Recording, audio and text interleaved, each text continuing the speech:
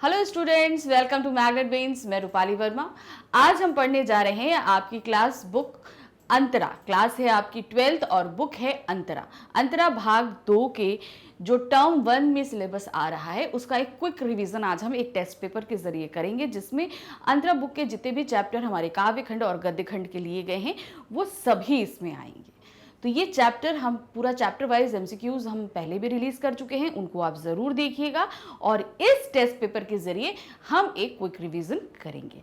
तो ध्यान रखिएगा, ये हमारा टर्म 1 के सिलेबस में जितने चैप्टर आ रहे हैं ये उनका रिवीजन है। तो चलिए स्टार्ट करते हैं। सबसे पहला जो चैप्टर हमारे पास आ रहा है वो पहला चैप्टर हमारा है देवसेना का गीत और कार्नेलिया का गीत। ये तो हमारा चैप्टर नंबर 1 में है, तो उसी को हम यहाँ पर पढ़ेंगे। तो वहाँ के क्वेश्चन क्या दिए हैं? देवसेना का गीत कविता किस रचना से ली गई है? कौन सी रचना है जिससे देवसेना के गीत लिए गए हैं? स्कंदगुप्त नाटक से, चंद्रगुप्त नाटक से, ध्रुव स्वामिनी नाटक से या कामायनी नाटक? आपको पता है कि ये दोनों ही जो हमारे गीत प्रस्तुत हैं इस पार्ट में, देवसेना का गीत और कार्नेलिया का गीत, ये एक नाटक के बीच में, यानी कि एक प्ले जो किया जाता है उसके बीच से ये चैप्टर्स लिए, ये गीत आए हैं, जो गीत हमारे सामने प्रस्तुत किए गए हैं। तो ये ध्यान रखना है कि ये दोनों ही नाटक के नाम आपको याद रखने पड़ेंगे। तो जैसे देवसेना के गीत का जो नाटक है वो कौन सा है? स्कंदगुप्त नाटक से। ये कौन से नाटक से लिया गया है? स्कंदगुप्त नाटक से लिया गया है। अब हम देखते हैं हमारा क्वेश्चन नंबर 2। क्वेश्चन नंबर 2 है हमारा, कार्नेलिया का गीत किस रचना का अंश है? अब रचना मतलब यहाँ पे नाटक, आप रचना की जगह नाटक भी ले सकते हैं क्योंकि ये नाटक के बीच का ही गीत है। तो ये ध्यान रखना, क्वेश्चन ऐसे भी पूछा जा सकता है, कार्नेलिया का गीत कविता किस नाटक से लिया गया है, ऐसे भी पूछा जा सकता है। तो क्या है? कार्नेलिया का गीत किससे लिया गया? स्कंदगुप्त नाटक का है, चंद्रगुप्त नाटक का है, कामायनी नाटक से है, ध्रुव स्वामिनी। तो ये कौन से नाटक से है? चंद्रगुप्त नाटक का है। ये ध्यान रखिएगा। अब आते हैं क्वेश्चन नंबर 3 पे। 3 क्या दिया है? देवसेना कौन थी? जो पहला हम लोगों ने गीत पढ़ा है देवसेना का, वो देवसेना थी कौन? मालवा के राजा वंधुवर्मा की बहन थी, स्कंदगुप्त की बहन थी, पर्णदत्त की पुत्री थी या चंद्रगुप्त की पुत्री थी? तो कौन थी देवसेना? मालवा के राजा वंधुवर्मा की बहन थी, जो पूरे टाइम जो है या प्यार करती रही स्कंदगुप्त से और उसको वो मिला नहीं, इसी वेदना गीत को उसने इसके जरिए व्यक्त किया है। क्वेश्चन नंबर 4 है। 4 क्या दिया गया है? देवसेना को जीवन की संध्या बेला में क्या मिला? संध्या बेला मतलब अब जो ये गीत जिस समय वो गा रही है वो उसके जीवन के कुछ अंतिम क्षण है, यानी कि अंतिम समय आ गया है, उस समय उसने गा रहा है। तो उस समय तक उसको जीवन में क्या मिला? क्या मिला था? वेदना, प्रसन्नता, मालवा राज्य का शासन या हूणों पर विजय? तो उसको मिली थी क्या? वेदना। अब ये वेदना किस तरीके थी? उसके साम्राज्य यानी कि मालवा राज्य पे हूणों ने आक्रमण किया, उसके सभी परिवार वालों को मार दिया, सिर्फ जो है देवसेना बची थी। देवसेना प्यार करती थी स्कंदगुप्त से, मगर उसे स्कंदगुप्त भी नहीं मिलता है, वो किसी दूसरे को चाहता है, विजया को चाहता होता है। तो वो इसका जो है प्रस्ताव ठुकरा देता है। इसकी भी इसको तड़प है, मतलब उसको पूरा जीवन कुछ अच्छा मिला नहीं, इस बात की तड़प थी। अब आखिरी के समय था, तो आखिरी समय वो किसके साथ रह रही थी? आश्रम में पर्णदत्त के साथ रह रही थी, भीख मांग के अपनी और गाना गाकर अपनी जीवन यापन करती थी। तो देवसेना को जीवन भर संध्या बेला में क्या, जीवन की संध्या बेला में क्या मिला? वेदना ही प्राप्त हुई। वेदना मतलब तकलीफ, दुख। क्वेश्चन नंबर 5 है, देवसेना ने अपने यौवन के क्रियाकलापों को किस श्रेणी में रखा है? जो उसके क्रियाकलाप है उनको किस श्रेणी में, जीवन भर जो उसके यौवन में यानी कि जवानी में जो उसके क्रियाकलाप उसने किए, तो उसको किस श्रेणी में रखा? अब जीवन में उसने क्या किया था? उसने स्कंदगुप्त, यौवन में उसने स्कंदगुप्त से प्यार किया था, तो उस क्रियाकलाप को उसने किस श्रेणी में रखा है? ब्रह्मवश किए गए कर्मों की श्रेणी में, स्कंदगुप्त के लिए किए गए सहायता की श्रेणी में, मालवा राज्य को बचाने हेतु किए गए प्रयासों की श्रेणी में, या उपयुक्त में से कोई नहीं? तो सही क्या था? ब्रह्मवश किए गए कर्मों की श्रेणी में, यानी कि वो भ्रम में थी। भ्रम किस में थी? स्कंदगुप्त के प्यार के भ्रम में थी और उसी में वो सारे कर्म कर रही थी। तो यहां पर था कि वो स्कंदगुप्त उसको चाहेगा, तो वो एक भ्रम हो गया और उसी के भ्रम में उसने अपने जीवन यौवन में जितने कार्य किए उसकी श्रेणी में उसने अपने सभी क्रियाकर्मों को रखा है। क्वेश्चन नंबर 6 है। 6 में क्या है, देवसेना का गीत कविता में देवसेना की वेदना का मूल कारण क्या है। तो देवसेना का जो गीत है उस कविता में देवसेना की वेदना यानी तकलीफ का मुख्य कारण क्या है। स्कंद गुप्त के प्रणय निवेदन को अस्वीकार करना से उपजा दुख, यानी कि स्कंद गुप्त ने जो उसके जो अस्वीकार कर दिया था उससे जो दुख उपजा था वो था मालवा साम्राज्य की हार थी, भर पेट भोजन न मिलना था, या स्कंद द्वारा देवसिक का त्याग कर देना था। तो क्या था, स्कंद गुप्त ने देवसेना का त्याग कर दिया था क्योंकि वो मालवा के धनी की लड़की विजया को प्यार करता था। उसे लग रहा था कि इससे हमें ज्यादा धन प्राप्त हो जाएगा। तो यहाँ पे क्या था, उसको ये इस बात का बड़ा तकलीफ थी कि स्कंद द्वारा जो है उसने मेरा त्याग कर दिया, यही उसके जीवन की सबसे बड़ी तकलीफ थी। अगर वो उसके साथ होता तो वो हुणों पर विजय प्राप्त कर सकती थी, अपना मालवा राज्य बचा सकती थी, अपने भाई भाभीियों सभी के प्राणों को बचा सकती थी। तो ये एक सबसे बड़ी वेदना उसके पास में थी। अब है क्वेश्चन नंबर 7 में क्या दिया है, कार्नेलिया का गीत कविता में कवि ने किस देश की विशेषताओं का बखान किया है। तो कार्नेलिया का गीत जो गाया जा रहा है वो किसके द्वारा गाया जा रहा है, कार्नेलिया के द्वारा गाया जा रहा है। तो वो अपने गीत में किस देश की विशेषताओं के बारे में बता रही है। देश है अमेरिका, यूनान, भारत या चीन। तो वो किसकी बता रही है, भारत की, भारत के बारे में बता रही है क्योंकि वो भारत की नहीं थी, बाहर से आई थी, तो वो उसके बारे में पूरा बखान करती है। क्वेश्चन नंबर है 8 में क्या दिया है, कार्नेलिया कौन थी। सिकंदर की पुत्री, स्कंदगुप्त की पुत्री, सेल्यूकस की पुत्री या पोरस की पुत्री। तो वो किसकी पुत्री थी, सेल्यूकस की पुत्री थी। किसकी पुत्री थी, सेल्यूकस। सेल्यूकस कौन था, सिकंदर का सेनापति था सेल्यूकस, उसकी पुत्री थी कार्नेलिया। क्वेश्चन नंबर है 9 में कार्नेलिया गीत कविता का मूल भाव क्या है। इस कविता का जो मेन चीज हमको समझाई जा रही है, इसके अंदर क्या चीज करी जा रही है। कार्नेलिया के गीतों का गुणगान करना है, यहाँ पर भारत की विशेषताओं का बखान करना है, विदेशियों के मन में भारत के प्रति घृणा का भाव भरना है, भारतीयों के मन में विदेशियों के प्रति घृणा का भाव भरना है।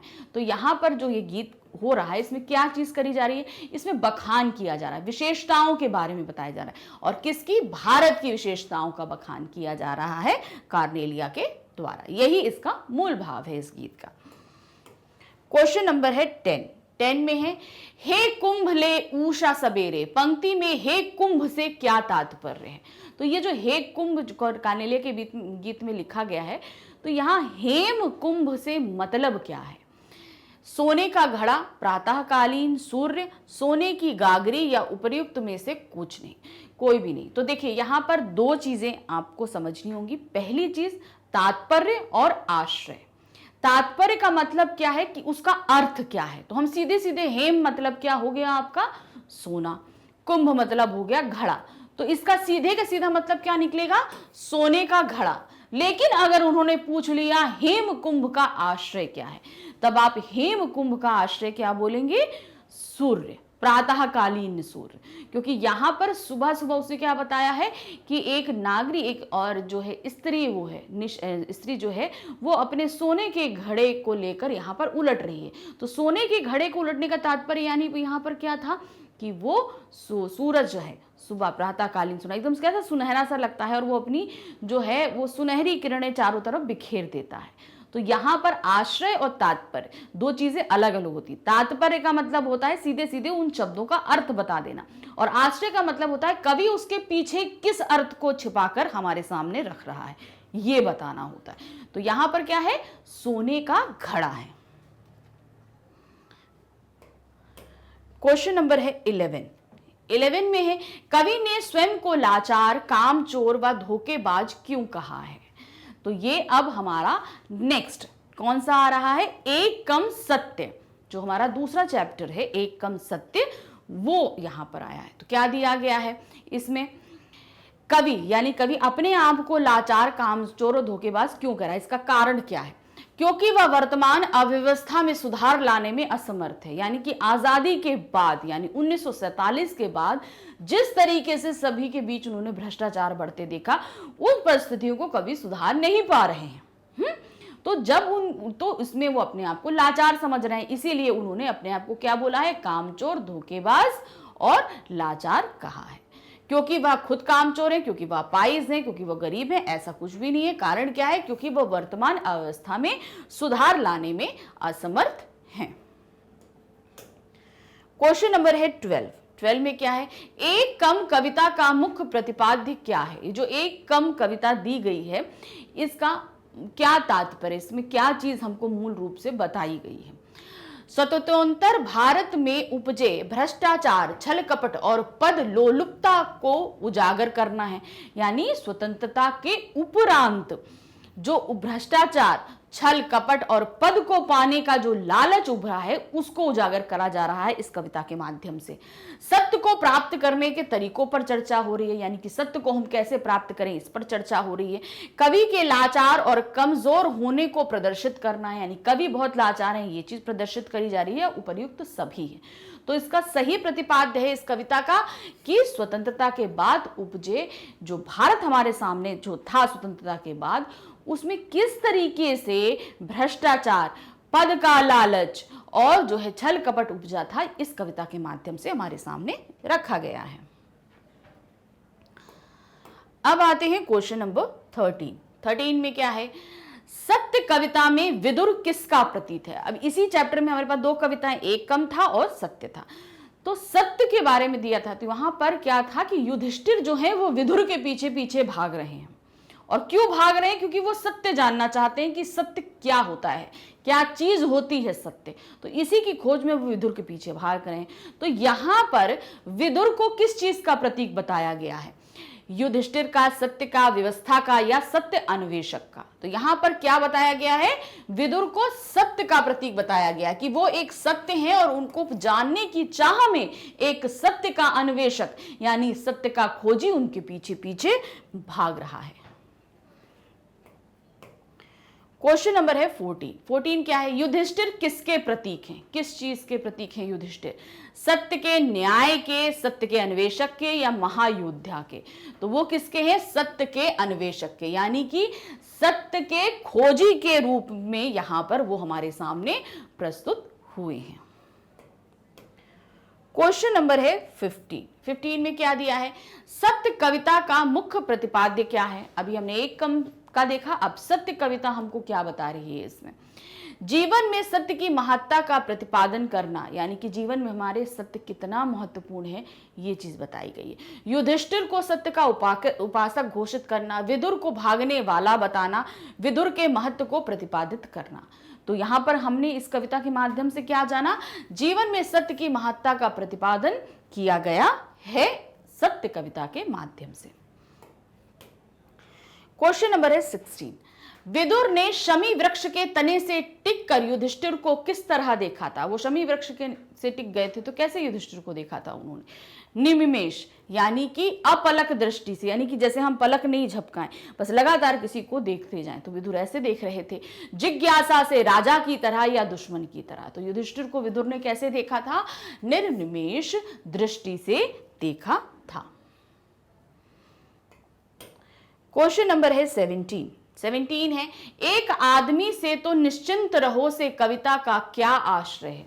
जो एकम कविता जो है उसमें क्या उन्होंने चीज बताई है? एक आदमी से निश्चिंत रहो, वह उनके मार्ग में बाधा नहीं बनना चाहता। मतलब जो लोग बहुत तेजी से प्रगति कर रहे हैं उनके मार्गों में बाधा नहीं बन रहे थे कवि। वह पहले से अमीर हैं, वह भी बेईमान हैं, वह उनका दुश्मन है। तो सही क्या था? जो लोग बहुत तेजी से आगे बढ़ रहे थे वो उनके रास्ते में वो अपने आप को बाधा नहीं कह रहे थे, हम आपको रोकने की कोशिश नहीं कर रहे। निश्चिंत रहिए आप एक आदमी से, तो निश्चिंत रहिए यानी कि आपकी राह के बाधाओं में एक व्यक्ति कम है। इस चीज से आप सभी प्रगति करने वाले लोग निश्चिंत रहिए। यहां पर निश्चिंत रहने से यही तात्पर्य है। क्वेश्चन नंबर है 18 में क्या है? कवि को वसंत के आने का पता कैसे चला? तो अब ये हमारी थर्ड कविता वसंत आया और तोड़ो।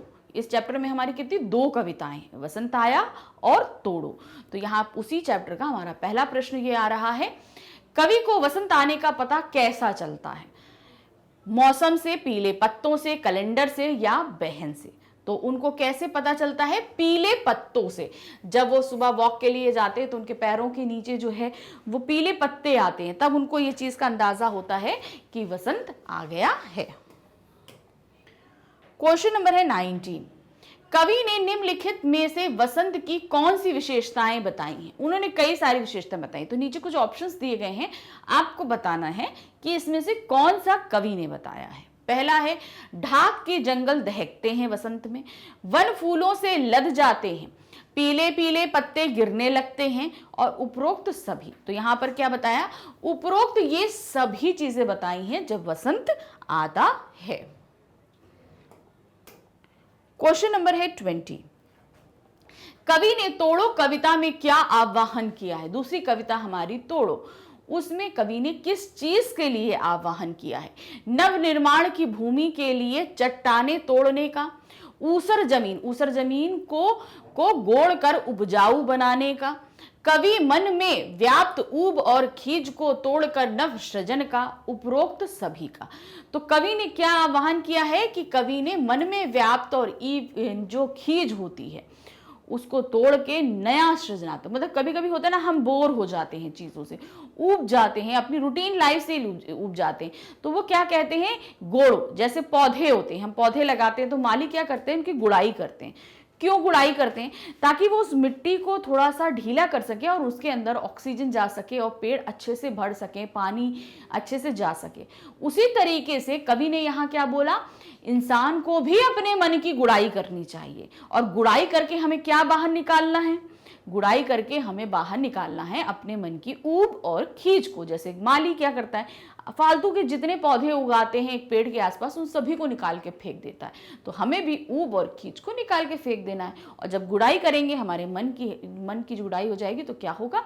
हम अच्छा महसूस करेंगे, और तब हम नव सृजन करेंगे, अर्थात तब हम अपने जीवन में कुछ नया करने की सोच पैदा कर पाएंगे, और हम कर पाएंगे। तो यहां पर क्या है? कवि मन में व्याप्त ऊब तथा खींच को तोड़कर नव सृजन का आह्वान करते हैं। Question number 21। तोड़ो कविता में पत्थर और चट्टान किसके प्रतीक हैं? जो तोड़ो कविता में उन्होंने हमको एक प्रकृति के माध्यम से चीज समझाई है, तो वहां पर क्या चीजें आई हैं? पत्थर आई हैं और चट्टाने आई हैं। तो ये किस चीज का प्रतीक बताया गया है? नवसृजन के, वसंत ऋतु के, जीवन में आने वाली बाधाओं के, या कविता के? तो क्या बताया गया है? ये जीवन में आने वाली बाधाओं के बारे में बताया गया है कि ये पत्थर और चट्टाने हमारे जीवन में जो प्रॉब्लम्स आती हैं वो वही है। क्वेश्चन नंबर है 22 में क्या दिया है? कवि के दफ्तर में छुट्टी किस बात का प्रमाण है? उन्हें किस बात का पता चलता है कि हम ये छुट्टी है तो यानी कि ये होगा? क्या चीज होगी? दशहरा होगा, दिवाली होगी, ईद होगी, या वसंत पंचमी होगी? तो क्या होगी? छुट्टी किस चीज का प्रतीक होती है? वसंत पंचमी का उनको प्रतीक मालूम पड़ती है।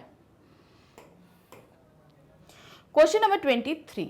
गोड़ो गोड़ो गोड़ो कहकर कवि क्या बताना चाहते हैं? जैसे तोड़ो तोड़ो तोड़ो, गोड़ो गोड़ो, तो यहां पर क्या कहना चाह, गोड़ों के माध्यम से वो क्या चीज हमें बताना चाह रहे हैं?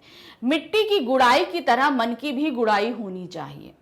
पौधों की देखभाल के लिए गुड़ाई जरूरी है, विचारों के परिष्कार के लिए मन की गुड़ाई जरूरी नहीं है, इनमें से कोई नहीं। तो गोड़ो गोड़ो गोड़ो के माध्यम से क्या कह रहे हैं कवि? कि मिट्टी की गुड़ाई की तरह मन की भी गुड़ाई होनी चाहिए। आप बहुत से लोगों को देखते होंगे कि वो काम करते करते कहते हैं हम ऊब जा रहे हैं, अब हम जा रहे हैं वेकेशन पे, हम कुछ दिन घूम के आएंगे। तो वो क्या होती है? हमारे मन की गुड़ाई होती है, हम अपने आप को थोड़ा अच्छा फील कराएंगे। तो अब क्या होता है? वो सब करने से हमारे अंदर एक नई एनर्जी आ जाती है। तो ऊब और खींच को निकाल के हमने फेंक दिया, थोड़ा एंजॉयमेंट किया और फिर से अपने वर्क पे आ गए, तो वो डबल एनर्जी हमारी हो जाती है। जब हम बहुत फ्रस्ट्रेटेड हो जाए तो थोड़ा चेंज जरूरी होता है। क्वेश्चन नंबर है 24 में क्या है? मानव जीवन की उन्नति में क्या बाधक तत्व है? मानव जीवन की उन्नति में क्या चीज बहुत बाधाएं उत्पन्न करता है? मन की सबलताएं, मन की दुर्बलताएं, मन का विश्वास, या उपरोक्त में से कोई भी नहीं। तो क्या करता है? मन की दुर्बलताएं, ये चीज हमको हमारे जीवन में हमेशा बाधाएं उत्पन्न करता है। अब है क्वेश्चन नंबर 25 में क्या है दिया है, ऋतु परिवर्तन में किस प्रकार के लक्षण घटित होते हैं, यानी कि जब कोई ऋतु बदलती है तो कैसे परिवर्तन घटित हो रहे हैं। अब जैसे इसमें हमने वसंत ऋतु के बारे में दिया, तो जाहिर सी बात है वसंत ऋतु के बारे में ही बताएंगे। तो क्या होता है, पत्ते झड़ते हैं, कोपलें फूटती हैं, हवा बहती है, ढाक के जंगल दहकते हैं, कोमल भौरे जो हैं वो झूमते हैं, भ्रमण करते हैं, उपरोक्त सभी। तो यहाँ पर क्या होगा, उपरोक्त सभी कुछ होता है, सभी कुछ होता है यहां पर जब ऋतु परिवर्तन होता है। क्वेश्चन नंबर है 26 में क्या दिया है, प्रेम घन की छाया स्मृति पाठ की विधा क्या है। अब यहां से हमारा गद्य खंड शुरू हो रहा है। गद्य खंड का हमारा पहला चैप्टर है प्रेम घन की छाया स्मृति, तो उसमें से ये क्वेश्चंस अब आ रहे हैं। क्या दिया है, जो ये पाठ लिखा गया है ये किस विधा में लिखा गया है। संस्मरणात्मक निबंध में दिया है। संस्मरणात्मक जो निबंध होता है मतलब यादों से निकालकर किसी चीज को हमने निबंध के मेथड से लिखा है। यात्रा वृत्तांत है, डायरी लेखन है, या ऋतुपार्ज है, यानी कि ये चैप्टर रिपोर्ट के रूप में लिखा गया। ऋतुपार्ज का मतलब ये होता है। तो ये जो चैप्टर हमने पढ़ा है इसकी विधा क्या है, ये है संस्मरणात्मक निबंध है। ये देखिए क्वेश्चन नंबर है 27 में क्या है, शुक्ल जी को घर पर साहित्यिक वातावरण किसके कारण मिला। शुक्ल जी को साहित्यिक वातावरण किस कारण मिला था, क्या कारण था। अपने दादाजी के कारण मिला था, अपने गुरुजी के कारण मिला था, अपनी माताजी के कारण मिला था, या अपनी पिताजी के कारण मिला था। तो कारण क्या था, उनके पिताजी के, वो रोज रात में जो है वो जो पौराणिक कथाएं होती हैं उनका वाचन करते थे, इस वजह से उनको साहित्यिक वातावरण मिला था। क्वेश्चन नंबर है 28 में क्या दिया है, शुक्ल जी की मित्र मंडली का नाम उर्दू भाषी लोगों ने रख दिया था। उर्दू भाषी जो लोग थे उन्होंने उनके मित्र मंडली का क्या नाम रखा था, संदेह मंडली, संदेश मंडली, संदेह मंडली, निसंदेह मंडली, या भारतेंदु मंडली। तो क्या रखा था उन लोगों ने, निसंदेह मंडली, क्योंकि मंडली हमेशा इस शब्द का इस्तेमाल बहुत करती थी, निसंदेह। तो जो उर्दू भाषी लोग थे उनके लिए ये शुद्ध हिंदी बहुत ही सुनने में अटपटी सी लगती थी, इसलिए उस पूरी मित्र मंडली का नाम क्या रख दिया था, निसंदेह मंडली। क्वेश्चन नंबर है 29 है, रामचंद्र शुक्ल जी की मित्र मंडली में निम्न शामिल नहीं थे। कौन शामिल नहीं था, काशी प्रसाद जी जायसवाल, भगवान दास जी हालना, हरप्रसाद शास्त्री, पंडित उमाशंकर द्विवेदी। तो जो शामिल नहीं था उनकी मित्र मंडली में कौन था, वो हरप्रसाद शास्त्री, ये उनकी मित्र मंडली में शामिल व्यक्ति नहीं थे। क्वेश्चन नंबर है 30 में क्या दिया है, खंबा टेकी खड़ी जैसे नारी मुगलाने की उक्ति कही थी। ये उक्ति किसने कही है पाठ में, प्रेम घन जी ने वामनाचार्य गिरी के लिए, वामनाचार्य गिरी ने प्रेम घन जी के लिए, शुक्ल जी ने वामनाचार्य गिरी के लिए, या शुक्ल जी ने प्रेम घन जी के लिए। तो ये उक्ति किसने बोली थी, वामनाचार्य गिरी ने प्रेम घन जी के लिए। वो आए थे ना, जब उनकी पहली झलक मिली थी तो वो कैसे ऐसे टेक के खड़े हो गए थे हाथ, तो जैसे मुगलों की स्त्रियां के टेक के जैसे बड़े अदब के साथ खड़ी होती हैं, वैसे प्रेमघन जी खड़े थे। तो उसी उनके लिए ही ये वामनाचार्य गिरी जी ने पंक्ति बोली थी। अब है क्वेश्चन नंबर 31 में क्या है, प्रेम घन के प्रति शुक्ल जी की दृष्टि रहती थी। प्रेम घन जी के लिए शुक्ल जी की दृष्टि कैसी रहती थी, पुरातात्विक दृष्टि, आधुनिक दृष्टि, साक्ष्य भाव दृष्टि, या इनमें से कोई नहीं। तो उनकी दृष्टि कैसी रहती थी, पुरातात्विक। उन्हें क्या लगता था, प्रेम घन जी बड़े पुराने समय के व्यक्ति हैं, तो उनको क्या बोलते थे, पुरातात्विक व्यक्ति हैं। तो इसलिए इनकी दृष्टि कैसी हुई, पुरातात्विक दृष्टि हुई। क्वेश्चन नंबर है 32 में क्या दिया है, कारे बचात नाही काव्यांश उदाहरण है। अब ये जो बोला गया है ये किसके द्वारा बोला गया, प्रेमघन जी के द्वारा बोला है। किसके लिए, उनका नौकर जो है वो गिलास उससे टूट जाता है गिर के, तो उसके लिए उन्होंने बोला था। तो ये उदाहरण किस चीज का, ये वाक्यांश किस चीज का उदाहरण हमारे सामने प्रस्तुत कर रहा है, तत्सम प्रधान शुद्ध साहित्यिक हिंदी का, अरबी फारसी युक्त हिंदुस्तानी भाषा का, ठेठ आंचलिक भाषा का, या तद्भव प्रधान उर्दू भाषा का। तो ये जो है ना उक्ति कारे बचात नाही, तो ये क्या बोल रहा है, ठेठ आंचलिक भाषा। आंचलिक मतलब किसी एक क्षेत्र की जो है भाषा प्रस्तुत करना, तो ये क्या उन्होंने बोली है, ठेठ आंचलिक भाषा प्रस्तुत करी है। क्वेश्चन नंबर है 33 में हमारे पास क्या दिया गया है, शुक्ल जी जहां पर रहा करते थे वहां पर मूलतः किन लोगों की बस्ती थी। किन लोगों की बस्ती थी, वकीलों की, मुख्तारों की, कचहरी के अफसरों की या उपरोक्त सभी की। तो किन लोगों की थी, उपरोक्त सभी लोगों की थी, यानी कि वहां पर जिस बस्ती में रहते थे वहां पर वकील थे, मुख्तार थे, कचहरी के अफसर थे, ये सभी वहां पर रहा करते थे। क्वेश्चन नंबर है 34 क्या है, बालक बच गया। अब हमारे पास दूसरा जो चैप्टर है सुमरिनी के मन के, उसमें 3 निबंध है हमारे सामने, वो पार्ट यहां पर शुरू हो रहा है। उसमें पहला निबंध हमारा क्या था, बालक बच गया। बालक बच गया निबंध का मूल प्रतिपाद्य क्या है, ये निबंध हमें क्या समझाने की कोशिश कर रहा है। स्त्री शिक्षा, शिक्षा ग्रहण करने की सही उम्र, साक्षरता वृद्धि या इनमें से कोई नहीं। तो उन्होंने बताया क्या इसमें दिया है, शिक्षा ग्रहण करने की सही उम्र। किस तरीके से एक छोटा सा बच्चा जो है वो कितने बड़े बड़े सवालों के जवाब दे रहा था। तो लेखक को क्या लगता है कि उस बच्चे का बचपन कहीं खो गया है, लेकिन जब वो इनाम में एक लड्डू मांगता है तो उन्हें लगता है कि नहीं, ये बालक बच गया, इसके अंदर कहीं ना कहीं अभी भी बचपना जीवित है। तो इस पूरे निबंध के माध्यम से बताया जा रहा है कि बच्चा जितना छोटा है उसे उतनी ही शिक्षा दी जाए, जबरदस्ती उसके ऊपर बोझ लादने की कोशिश नहीं करनी चाहिए। क्वेश्चन नंबर है 35 क्या है, प्रश्न पूछना विद्यार्थियों की सभी प्रमुख विशेषताओं में से एक है, इसलिए छात्रों प्रश्न पूछो। यह किसका कथन है, ये बात किसने बोली थी, ये बोली थी किसने, doctor Abdul Kalam, Albert Einstein, Aryabhata, Galileo Galilei. ये तो किसने बोली थी ये बात, ये बोली थी बात डॉक्टर अब्दुल कलाम ने। देखिए किसी भी पाठ में कोई वक्तव्य आता है तो ध्यान रखिए उस वक्तव्य को किसने बोला है, ये हमें ध्यान रखना पड़ेगा क्योंकि ये पूछा जा सकता है।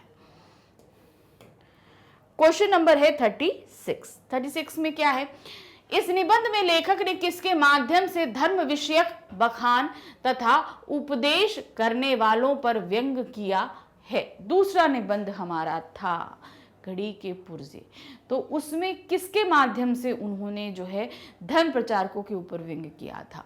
साइकिल के पुर्जे के माध्यम से, घड़ी के पुर्जे के माध्यम से, कार के पुर्जे के माध्यम से, या इनमें से कोई नहीं।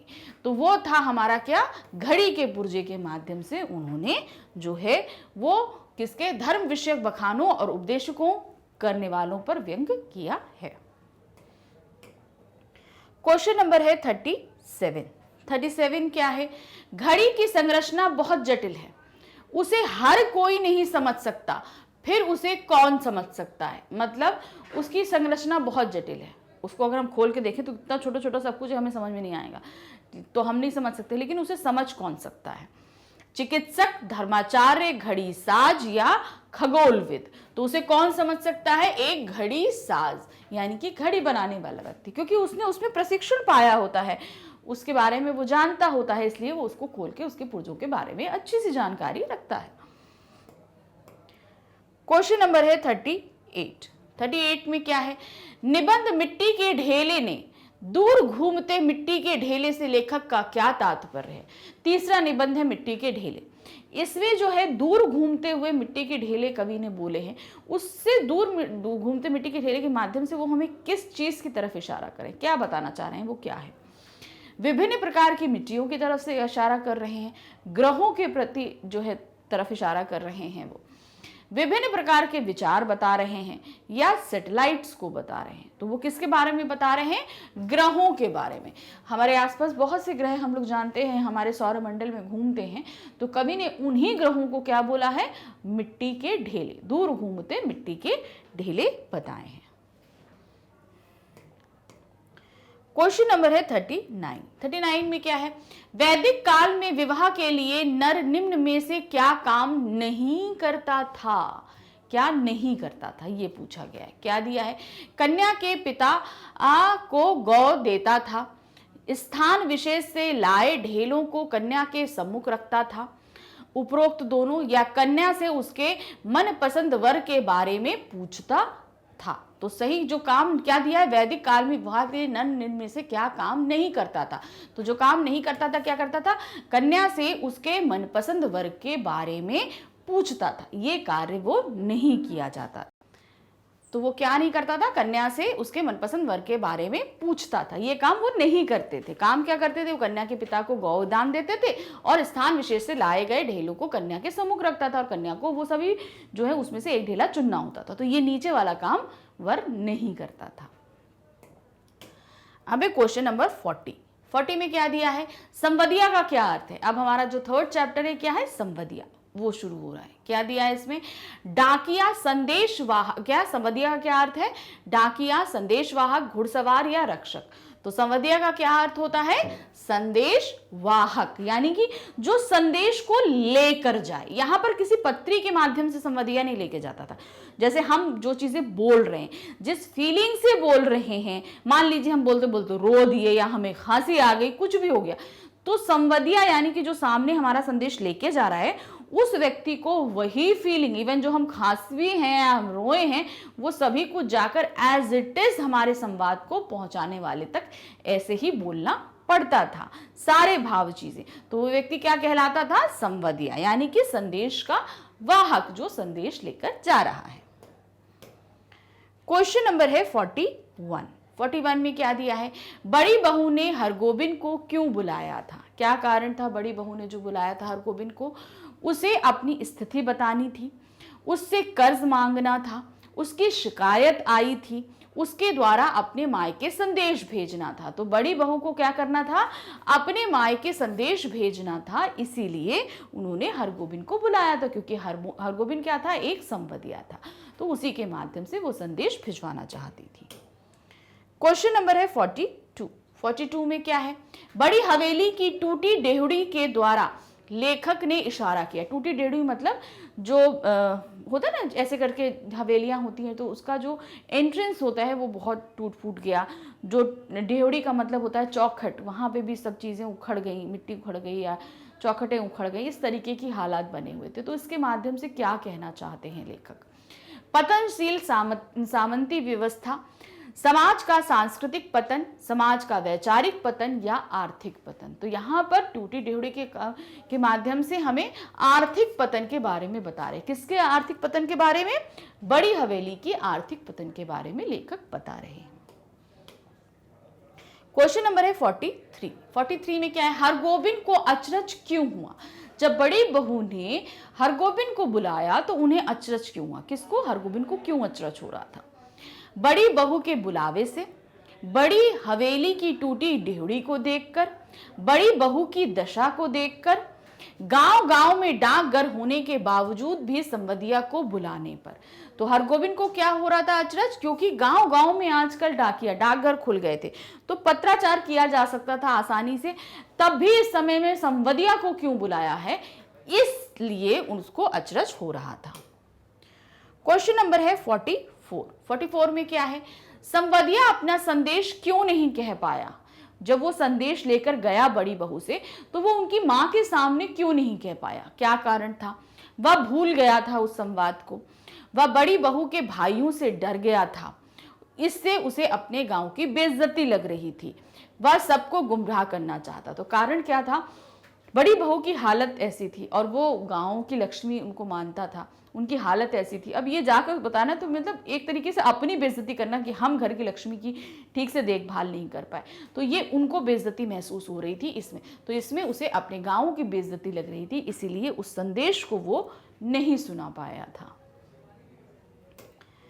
क्वेश्चन नंबर है 45 में क्या दिया, बड़ी बहू हरगोबिंद को राह खर्च के लिए कितने रुपए देती हैं।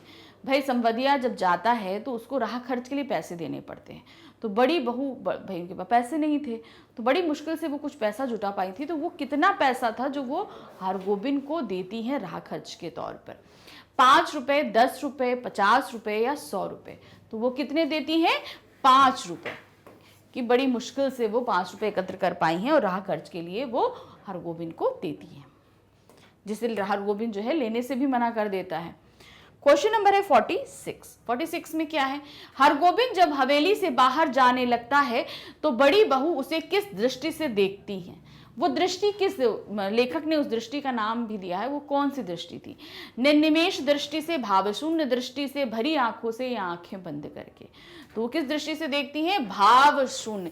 जब वो जा रहा था तो उनकी चेहरे, उनकी कोई भी फीलिंग नहीं थी उनकी आंखों में, क्योंकि वो बहुत ही भारी संदेश लेकर वो अपने मायके भेज रही थी वो, तो इसलिए उनके चेहरे पर, उनकी आंखों में किसी भी तरह का भाव नहीं था।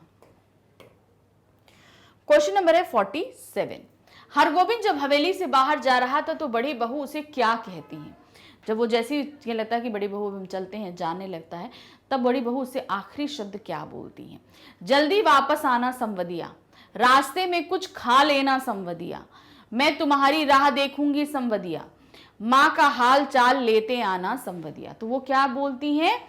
मैं तुम्हारी राह देख रही हूं संवदिया, कि मतलब कि मैं, ये ध्यान रखना कि तुम्हें जल्दी जाना है, जल्दी आना है, यहां मैं तुम्हारा इंतजार कर रही हूं। तो ये चीज वो बोलती हैं। क्वेश्चन नंबर है 48। संवदिया के मामले में गांव वालों की क्या गलत धारणा थी कि कैसा व्यक्ति संवदिया हो सकता है? गांव वाले कैसा सोचते थे कि ऐसा व्यक्ति ही संवदिया हो सकता है? निठल्ला, कामचोर, पेटू आदमी या उपरोक्त सभी? तो यहां पर ये सभी सोचती कि एक ऐसा व्यक्ति जो निठल्ला हो, कामचोर हो, पेटू हो, वही व्यक्ति संवदिया हो सकता है। निठल्ला व्यक्ति का कोई काम नहीं है इसलिए वो संदेश आने देने का काम करने लगेगा, कामचोर इसलिए वो मेहनत नहीं करना चाहता, इसलिए पेटू इसलिए क्योंकि जब जहां वो संदेश लेके जाता था वहां लोग उसकी बहुत आवभगत करते थे, खूब खाने पीने को देते थे, वो अफर के खाता था, मतलब खूब जी भर के खाता था जितना वो खा सकता था। तो इसलिए ये सभी धारणाएं गांव वालों की थी कि ऐसा व्यक्ति ही संवदिया हो सकता है। क्वेश्चन नंबर है 49। हरगोविंद और बड़ी बहुरिया जिस गांव में रहते थे उसका क्या नाम था? वो गांव का क्या नाम था? कटिहार, खरगड़िया, बरौनी या जलालगढ़? तो उस गांव का क्या नाम था? जलालगढ़, जहां पे बड़ी बहुरिया और हरगोविंद रहते थे। क्वेश्चन नंबर है 50 में क्या है? कलेजा धड़कना मुहावरे का क्या अर्थ है? कलेजा धड़कना, इस मुहावरे का इस्तेमाल पाठ में किया गया है। क्या मतलब होता है इसका? पूछताछ ना करना, घबरा जाना, बहुत अधिक डर जाना, जानकारी प्राप्त ना करना। तो यहाँ पर क्या है? कलेजा धड़कने से तात्पर्य है घबरा जाना, किसी चीज को देखकर जैसे हम घबराहट हमें पैदा ना, मेरा कलेजा जोर जोर से धड़क रहा है, तो यहाँ पे क्या मतलब होता है कि हमें घबराहट हो रही है। तो इस मुहावरे का तात्पर्य क्या है? बहुत जो है घबरा जाना। तो यहाँ पर हमने अपना ये चैप्टर में, मतलब इस जो हमारी बुक थी हमारी अंतरा, इसके सभी क्वेश्चन आंसर्स यहाँ पर खत्म किए, जो हम आपको एक क्विक रिवीजन करा सकते थे। अगर आप ये सभी चैप्टर्स पढ़ना चाहते हैं, इनके एनसीईआरटी सॉल्यूशंस को देखना चाहते हैं, एमसीक्यूज देखना चाहते हैं, तो बस आपको करना है हमारे चैनल पर आना है। हमारा चैनल है magnetsbrain.com। जब आप यहाँ पर आएंगे तो देखेंगे कि यहाँ पर सभी क्लासेस अवेलेबल हैं। साथ ही आप देखेंगे टर्म 1 एग्जामिनेशन का भी एक फोल्डर बना हुआ है। तो आप अगर एमसीक्यूज देखना चाहते हैं तो टर्म 1 पे क्लिक करिएगा। अगर आप चैप्टर समझना चाहते हैं तो आप कहाँ पर आएंगे? अपनी क्लास में। क्लास है हमारी 12th में। तो 12th जैसे ही हम क्लिक करेंगे आपके सामने 12th में पढ़ाए जाने वाले सभी सब्जेक्ट सामने होंगे। तो अब आपको करना क्या है? अपनी बुक सेलेक्ट करनी है। हमारी बुक क्या है? अंतरा। तो आप यहाँ पर देख रहे हैं अंतरा यहाँ पर है। यहाँ पे वॉच नाउ पे हम क्लिक करेंगे। क्लिक करते ही हमारे सामने अंतरा की प्लेलिस्ट आ जाएगी। इसमें जो भी चैप्टर आपको समझना है सारे ही चैप्टर अवेलेबल हैं। समरी, एनसीईआरटी सॉल्यूशन, सभी कुछ, इवन आपके जो काव्य खंड की व्याख्याएं तक सभी हैं। तो जो आप देखना चाहते हैं उस पर क्लिक करिए। क्लिक करते ही आपके सामने टॉपिक्स आएंगे। तो जो टॉपिक आपको सिलेक्ट करना है करेंगे, करते ही आपके सामने वीडियो आ जाएगा। वीडियो देखिए, अपने सभी डाउट्स को क्लियर कीजिए, लेकिन साथ ही हमारे चैनल को लाइक, सब्सक्राइब और शेयर करना बिल्कुल नहीं भूलिएगा। Thank you for watching. Bye bye.